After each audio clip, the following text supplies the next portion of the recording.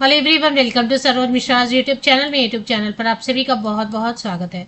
12,000 plus permanent central government officers post के लिए आप एप्लीकेशन कर सकते हैं अगर आपने ग्रेजुएशन किया हुआ है किसी भी विषय से।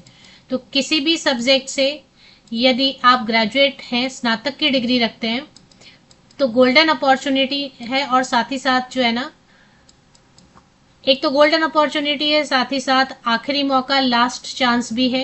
12,000 वैकेंसीज या 12,000 से ज्यादा वैकेंसीज देखने को अब आपको दोबारा जो है ना 1 साल का 1 ईयर का वेट करना पड़ेगा। फिलहाल वैकेंसीज आई हुई है, ऑनलाइन एप्लीकेशन पोर्टल भी ओपन है, तो जल्दी से जल्दी एप्लीकेशन कर लीजिए अगर आपने स्नातक की डिग्री ली हुई है। 12,000 से ज्यादा वैकेंसीज में ज्यादा से ज्यादा पोस्ट जो है ऑफिसर्स के हैं, तो सेंट्रल लेवल की जॉब होगी। केंद्र सरकार सेंट्रल गवर्नमेंट की भर्ती है और इसमें पे स्केल, अलाउंसेस, बेनिफिट्स सारे आपको सेंट्रल गवर्नमेंट, केंद्र सरकार, भारत सरकार के नियमों के तहत मिलेंगे। पेंशन की भी सुविधा मिलेगी और साथ ही साथ आप रिटायरमेंट की एज तक काम कर सकते हैं। मतलब कभी भी आपको जॉब सिक्योरिटी वगैरह जो इश्यूज आते हैं वो यहाँ पर नहीं होगी, क्योंकि सरकारी स्थायी नौकरी है। तो नोटिफिकेशन रिलीज हुई है 23 जून को। तो चलिए देख लेते हैं नोटिफिकेशन में क्या लिखा है और आप एप्लीकेशन कैसे कर सकते हैं। भारत सरकार, government of India, ministry of personnel public grievances and pensions. तो बात हो रही है एसएससी सीजीएल की। एसएससी सीजीएल के लिए जो कैंडिडेट एप्लीकेशन कर चुके हैं वो तो ठीक है। अगर आप एप्लीकेशन नहीं कर पाए हैं तो एक और आखिरी मौका आपको मिल रहा है, क्योंकि जो लास्ट डेट थी उसको रिवाइज कर दिया गया। जो अंतिम तिथि थी ऑनलाइन एप्लीकेशन की वो पहले 22 जून या 23 जून थी, उसको बढ़ा के अभी और 2-3 दिन का टाइम मिल रहा है आपको। 23 जून, 24 जून और 25 जून, 23 जून, 24 जून एंड 25 जून, यही 3 दिन आपके पास हैं। अगर आप अभी भी एप्लीकेशन करना चाहते हैं तो एप्लीकेशन कर सकते हैं। कट ऑफ डेट जो है एलिजिबिलिटी क्राइटेरिया के लिए, एज कैलकुलेशन के लिए, अब जो कट ऑफ डेट है वो नई क्लोजिंग डेट रहेगी 25 जून 2026। एप्लीकेशन करने के बाद करेक्शन विंडो, क्योंकि जल्दी जल्दी में फॉर्म भरते हैं तो कहीं ना कहीं मिस्टेक हो ही जाती है, तो करेक्शन विंडो अब 1 जुलाई से लेके 3 जुलाई तक ओपन रहेगी। तो 1 जुलाई से लेके 3 जुलाई तक आप करेक्शन या एडिटिंग कर सकते हैं। बाकी जितने भी एसएससी सीजीएल जो नोटिफिकेशन है, विज्ञापन है जो जारी हुआ था 21 मई 2026 को, वो सब सेम रहेंगे। नोटिफिकेशन की सारी चीजें देखें, ये एडवर्टीजमेंट जारी हुआ था ना, काफी लंबा चौड़ा ये एडवर्टीजमेंट रहता है। साल में एक बार ये वैकेंसीज आती है एसएससी सीजीएल, तो अगले साल ही आपको मौका मिलेगा। तो एक बार जो मौका मिलता है उसको गंवाना नहीं चाहिए। अगर आप ग्रेजुएट हो चुके हैं तो एप्लीकेशन जरूर करें। तो एसएससी सीजीएल मतलब स्टाफ सिलेक्शन कमीशन की तरफ से हर साल वैकेंसीज निकाली जाती है, जो कि ग्रेजुएट लेवल जो है ना, कंबाइंड ग्रेजुएट लेवल एग्जामिनेशन, तो ग्रेजुएशन बेसिस पर इसमें सिलेक्शन होती है, कंबाइंड ग्रेजुएट लेवल एग्जामिनेशन। तो विज्ञापन पहले ही आ गया था, जिसके लिए लास्ट डेट 22 जून थी, अभी बढ़ा के उसको 23 जून को भी अब आप अप्लाई कर सकते हैं। आज का दिन तो निकल गया जब मैं वीडियो बना रही हूँ 23 जून, 24 जून को भी आप अप्लाई कर सकते हैं, 25 जून को भी। तो ये 2-3 दिन जो है ना एक्स्ट्रा आपको मिल रहे हैं। और इसमें एक टीयर 1 एग्जाम होगा, टीयर 2 एग्जामिनेशन होगा, जिसके लिए टेंटेटिव डेट दी गई है अगस्त सितंबर में। टीयर 1 के लिए कंप्यूटर बेस्ड ऑनलाइन एग्जामिनेशन और tier 2 computer based online examination दिसंबर 2026 में होने वाली है। इसमें अगर आप देखेंगे तो ज्यादा से ज्यादा पोस्ट जो है ऑफिसर्स के हैं। कुछ पोस्ट जो है ना असिस्टेंट सेक्शन ऑफिसर, बड़ी पोस्ट होती है, assistant section officer, inspector of income tax, inspector excise, central excise, तो ज्यादा से ज्यादा तो बड़ी भर्तियां group A, group B, group C की पोस्ट हैं। इसमें कुछ पोस्ट को छोड़ दें तो जैसे स्टैटिस्टिकल वाली पोस्ट जो है या कॉमर्स वाली जो पोस्ट है, 1-2 पोस्ट छोड़ दें तो बाकी सभी में कोई भी ग्रेजुएट किसी भी विषय से स्नातक की डिग्री रखने वाले कैंडिडेट अप्लाई कर सकते हैं। एज लिमिट सबके लिए अलग अलग है, किसी के लिए 18 to 27 ईयर्स रखी गई है, किसी के लिए 18 to 30 ईयर्स भी रखा गया है। स्टैटिस्टिकल ऑफिसर के लिए 18 to 32 ईयर्स है, बाकी सबके लिए 18 से 30 साल है। तो उम्र सीमा की प्रॉब्लम नहीं, किसी किसी के लिए 20 से 30 साल है। देखें 18 में तो वैसे भी क्वालिफिकेशन ग्रेजुएशन कंप्लीट नहीं होती है मोस्टली।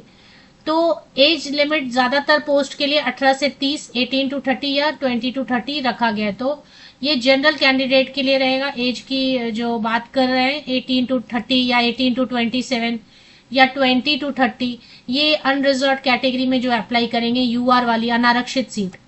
बाकी अगर आप SC ST कैंडिडेट हैं तो ऊपरी आयु सीमा अपर एज लिमिट में 5 इयर्स की रिलैक्सेशन मिलती है। अगर आप SC/ST कैंडिडेट नहीं है, OBC non creamy layer candidate, तो 3 इयर्स की छूट मिलती है। अगर आप PWD कैंडिडेट है तो कम से कम 10 साल की छूट जरूर मिलती है। अगर आप रिजर्व कैटेगरी के PWD कैंडिडेट हैं तो और भी ज्यादा। इसमें यहाँ पे मेंशन किया हुआ है 5.2 में कि एक्स सर्विसमैन को भी एज में रिलैक्सेशन मिलती है। और इसमें महिलाओं को जो विडो रहेंगी या फिर डिवोर्सी वीमेन रहेंगी उनके लिए भी छूट अच्छी खासी रहती है। 35 इयर्स तक की कैंडिडेट अलाउड रहेंगी, फीमेल कैंडिडेट।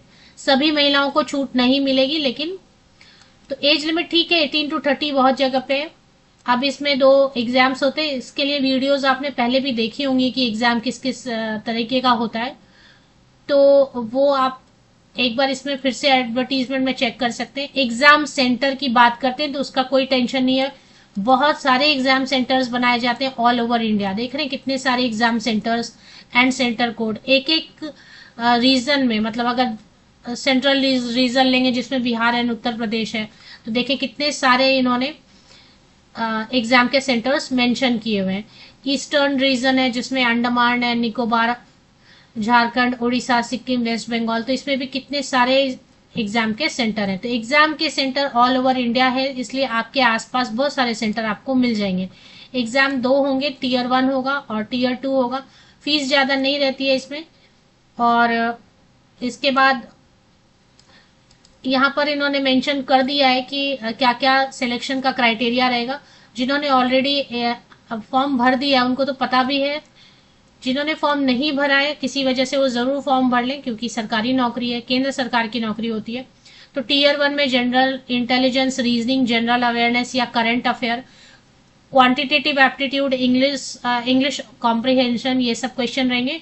25-25 क्वेश्चन 50 मार्क के, मतलब 1 क्वेश्चन 2 मार्क्स।